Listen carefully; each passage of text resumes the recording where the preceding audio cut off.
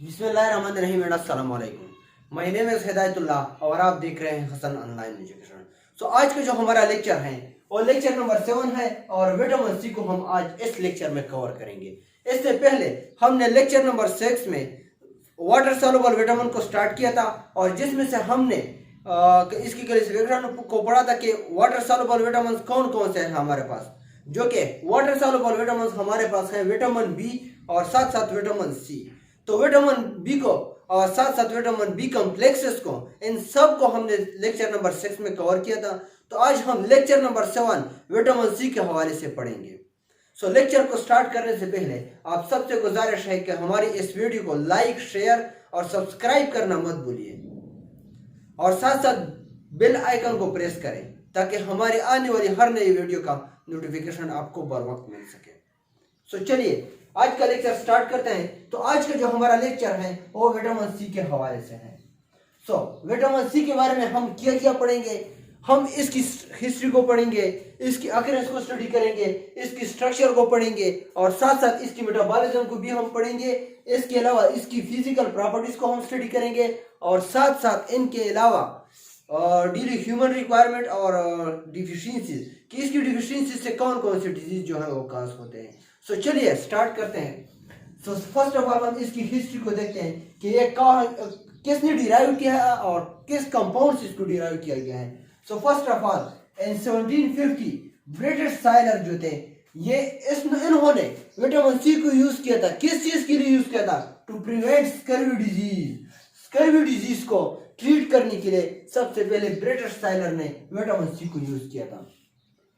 इसके बाद इन 1928 एल्बर्ट जी सेडन ने विटामिन सी को अखज किया था, इसको डिराइव किया था इन क्रिस्टलाइन फॉर्म।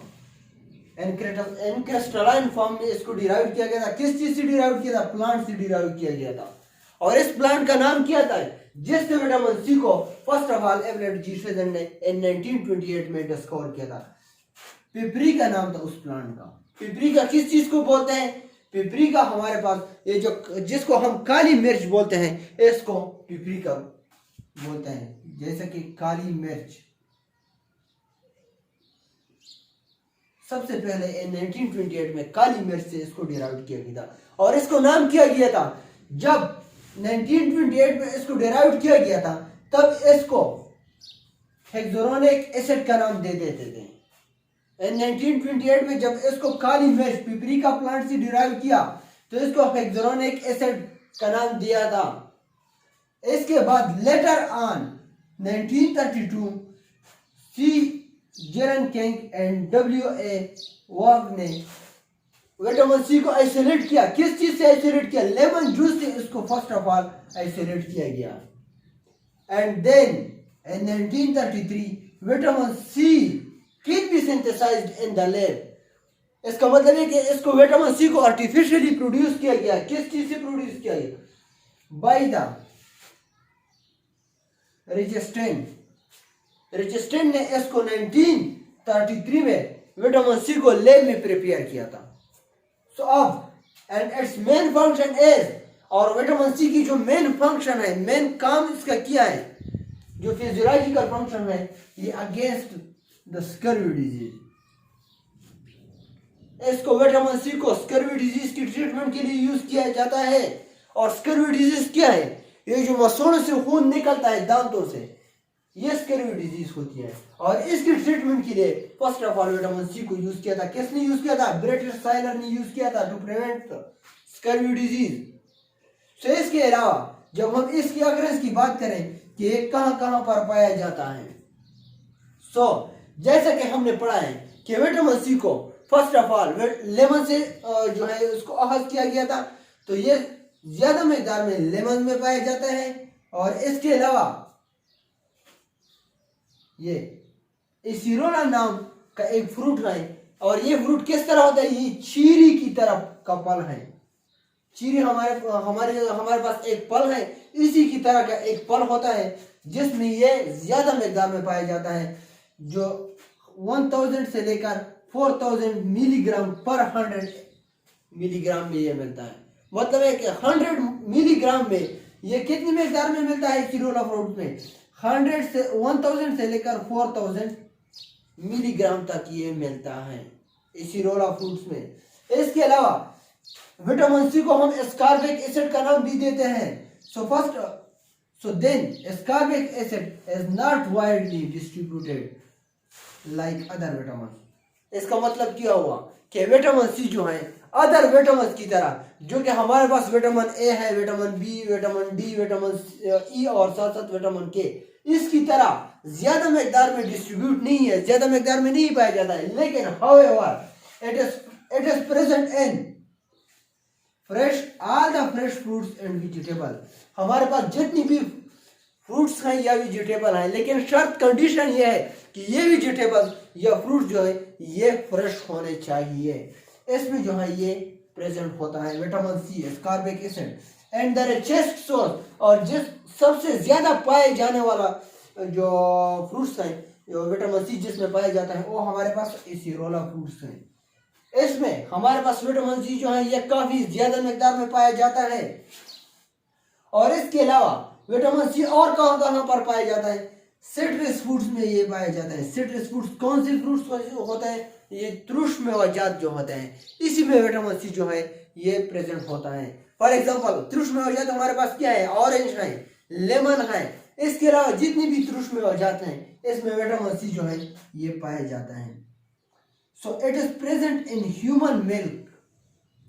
ये ह्यूमन मिल्क में भी प्रेजेंट होता है, लेकिन कितनी मकदार में प्रेजेंट होता है? ये 3 to 4 times more than cow milk. 3 to 4 times more than cow milk में ये विटामिन सी पाए जाते हैं in human milk.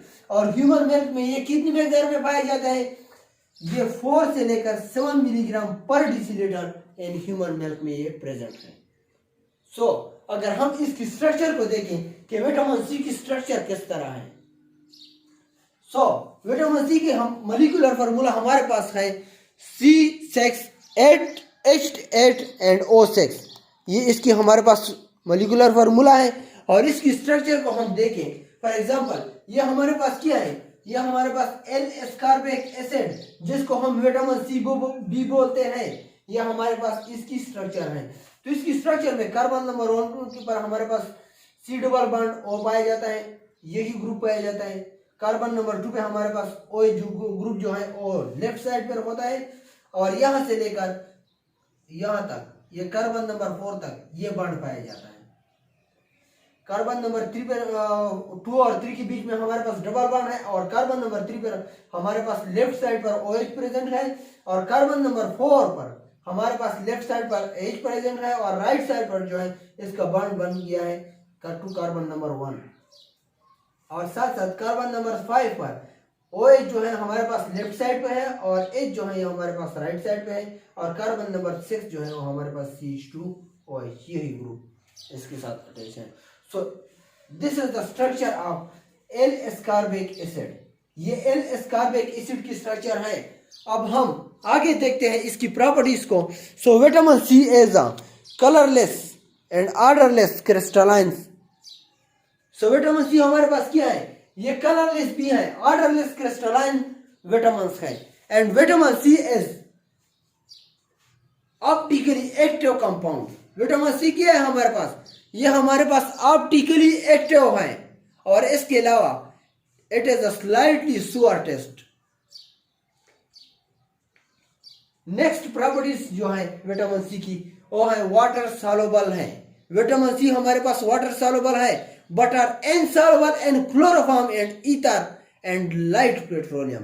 Chloroform, ether और लाइट पेट्रोलियम में जो है ये लेस सॉल्युबल है। इसके अलावा अगर हम बायोसिंथेसिस ऑफ विटामिन सी की बात करें कि बायोसिंथेसिस ऑफ विटामिन सी किस तरह की जाती है, सो देखिए।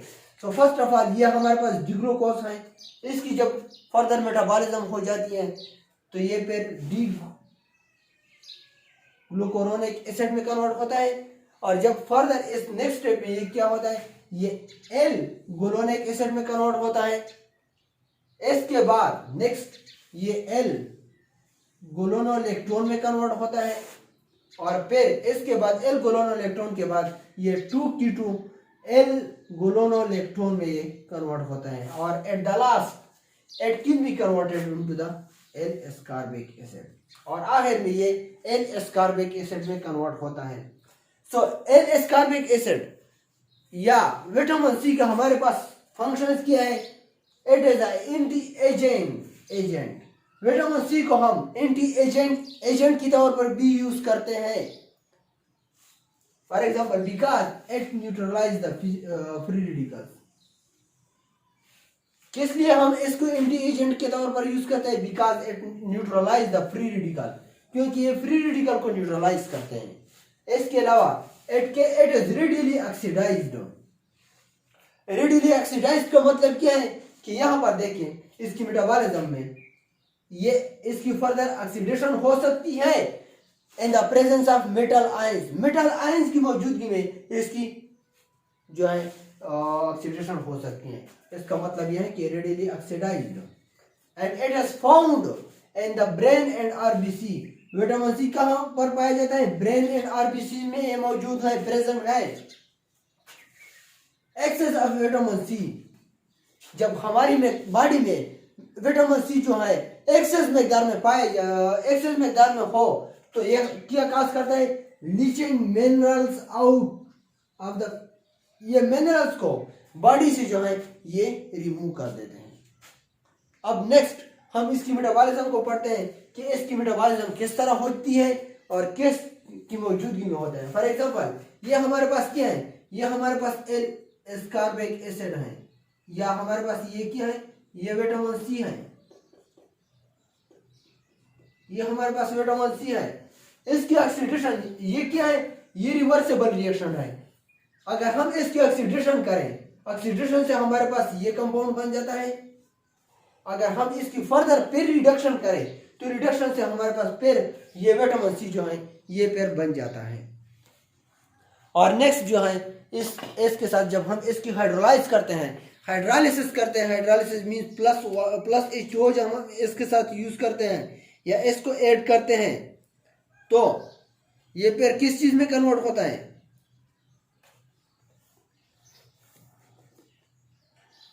तो फिर ये इसी कंपाउंड में कन्वर्ट होता है। देखिए जब हम इसकी हाइड्रोलाइसिस करते हैं तो इसकी हाइड्रोलाइसिस हमारे पास ये कंपाउंड, यहाँ पर कार्बन नंबर 1 पर COOH कार्बोक्सिलिक एसिड पाया जाता है, कार्बन नंबर 2 पे C double bond O group पाया जाता है, कार्बन नंबर 3 पे हमारे पास ये ग्रुप पाया जाता है, और इसके साथ ये कार्बन नंबर 4, 5 और 6 पर हमारे पास जो है CH2OH पाया जाता है। ये इसकी मेटाबॉलिज्म इस तरह होती है। सो अब नेक्स्ट जो हम बात करने वाले हैं, नेक्स्ट हम इसकी जो है फर्दर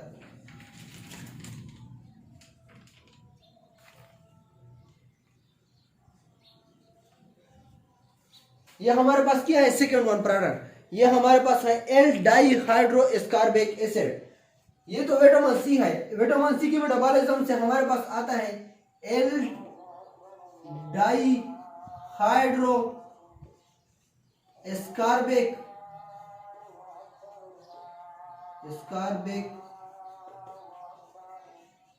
एसिड।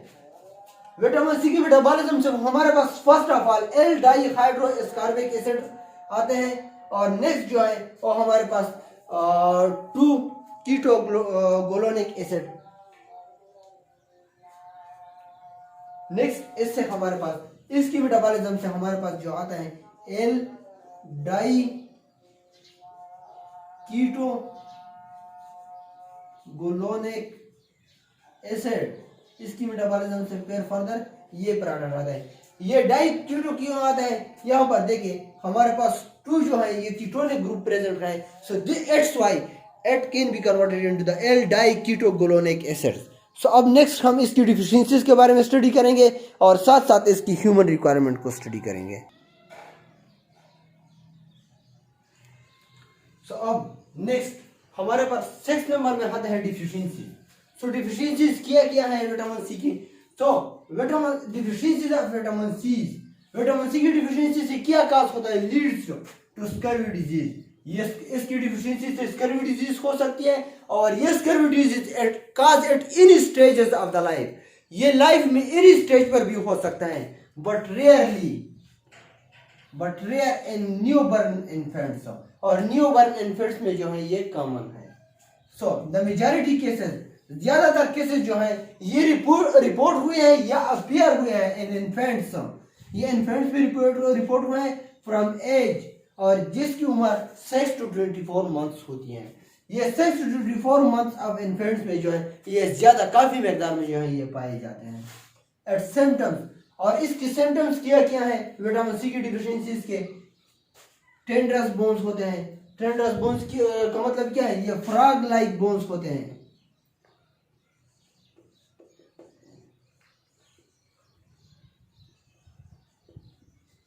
इसके अलावा एंड्रीमस स्वेलिंग्स होते हैं, ये फीमर या टिप या फिर बोला वगैरह इसकी जो शिफ्ट होते हैं इसमें स्वेलिंग आ जाती है।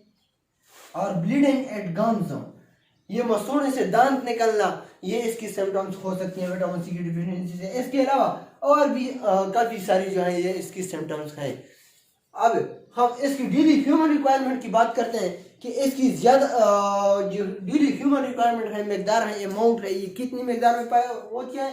सो इन चिल्ड्रन, अगर हम चिल्ड्रन में बात करें तो ये 40 मिलीग्राम पर डे के हवाले से इसकी चिल्ड्रन में रिक्वायरमेंट होती है। एडल्ट्स की हम बात करें तो एडल्ट्स में बोथ मेन एंड वुमेन इसकी जो नॉर्मल मकदार है ये 50 to 60 मिलीग्राम पर डे के हवाले से है। इसके अलावा इन इन्फेंट्स में ये पाए जाते हैं नॉर्मल मकदार में 30 मिलीग्राम पर डे के हवाले से जो है ये नॉर्मल मकदार में पाए जाते हैं। इसके अलावा अगर हम इसकी ट्रीटमेंट की बात करें, so for the treatment of vitamin C, जब हम विटामिन सी की ट्रीटमेंट करते हैं तो इसमें हमें चाहिए कि हम सिट्रस फूड को ज्यादा मकदार में खाएं।